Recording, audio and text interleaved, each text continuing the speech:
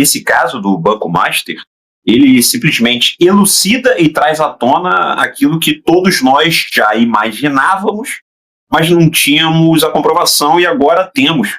Essas instituições financeiras, elas se utilizam de várias variáveis financeiras para conseguir estreitar laços com aqueles que são os donos do poder.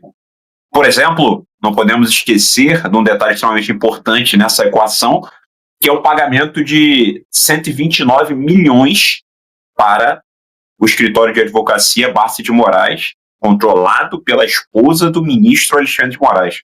Berenice, escritórios de advocacia, eles têm que ser bem remunerados, mas eles têm que ser bem remunerados quando eles logram êxito em alguma perícia, em algum parecer ou em algum processo judicial. Esse é o momento que eles são melhor remunerados. Nada no mundo justifica um escritório de advocacia receber mensalmente, por exemplo, o equivalente a 3,6 milhão. E isso acontece justamente porque esse banco, na figura do seu controlador, o Daniel Vorcaro, se utilizou dessas variáveis financeiras para estreitar laços, se aproximar dos três poderes. Dizem até nos bastidores que existia uma bancada na Câmara dos Deputados que se chamava Bancada Vorcaro, ali nos bastidores. Claro que isso não era oficial, mas era repleta de deputados que faziam parte dessa execução de lobby político lá no Congresso Nacional para essa instituição financeira. Instituição financeira essa que fazia promessas que não existia nenhum tipo de lastro financeiro. E o que é lastro de um ativo, de um criptoativo? É você dizer da onde você está tirando.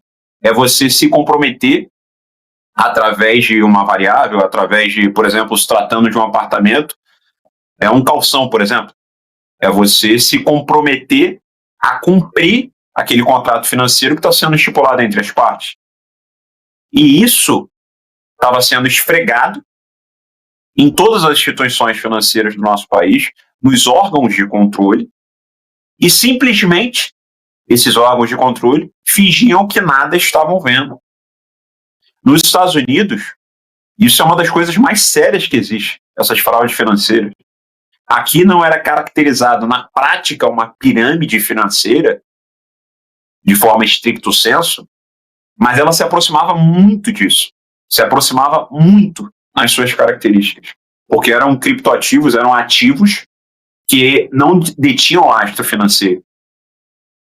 Então, o Banco Master se utilizou, fazendo inclusive festas, orgias, e aí se lembrando até do grande Epstein, lá nos Estados Unidos, e também o Pofideri, se utilizou dessas festas, que dizem até nos bastidores que muitas dessas festas existem ali fotos e vídeos que comprovam que o alto escalão do nosso poder participavam dessas orgias, dessas festas, e tem festas ali se relacionando com mulheres, com profissionais do entretenimento.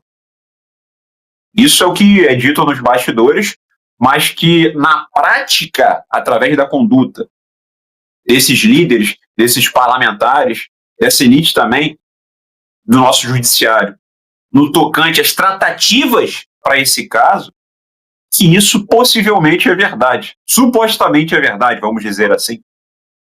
Ou seja, foi uma instituição financeira que pouco se preocupou em dar lastro para os seus ativos e muito se preocupou para quando, ou se essa bomba explodisse em algum momento, eles estarem fortemente amparados em sua retaguarda.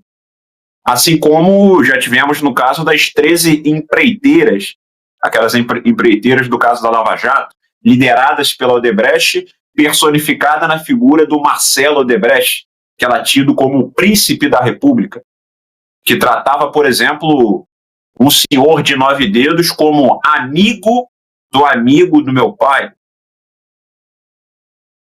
Ou seja, ele fazia referência, com esse apelido, ao ministro da nossa Suprema Corte, no qual o Lula estava envolvido. O Lula era o agente intermediário. Repare que nessa época, Berenice, os apelidos eram bem mais criativos, né? Agora, por exemplo, eles falam quase que diretamente. Agora eles tratam como o filho do rapaz, onde supostamente seria um apelido para o Lulinha, filho do Lula, se tratando de uma amiga que recebeu mais de R$ 1 milhão, em torno de R$ 1.200.000, de um dos líderes dessa roubalheira, do careca do INSS, e essa suposta amiga, que é herdeira de também um banco de investimentos, é muito próxima do Lulinha, em tese, recebeu ali esse Pix, nominado como pro filho do rapaz. Eram alguns Pixes recorrentes, cada um de aproximadamente R$ 300 mil, mas que totalizaram 1.200.000, e foi identificado em um desses momentos que esses valores eram pro filho do rapaz. Agora os apelidos são bem menos criativos e com lastro. É muito fácil de perceber a quem eles estão mencionando. Não podemos esquecer também, agora, de outro filho do Lula, que é o Marcos Lula, por exemplo, que teve a sua esposa, ex-esposa, sofrendo uma busca e apreensão da Polícia Federal por uma roubalheira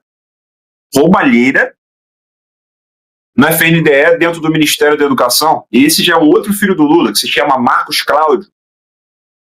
O Banco Master, na figura do Daniel Porcaro, a gente pode dizer claramente que é o Marcelo Odebrecht dessa nova geração. É ele. Ele é o cabeça. É ele que tem todos esses agentes públicos na mão, assim como tinha o Marcelo Odebrecht, que inclusive está solto. Quem está preso é Jair Bolsonaro.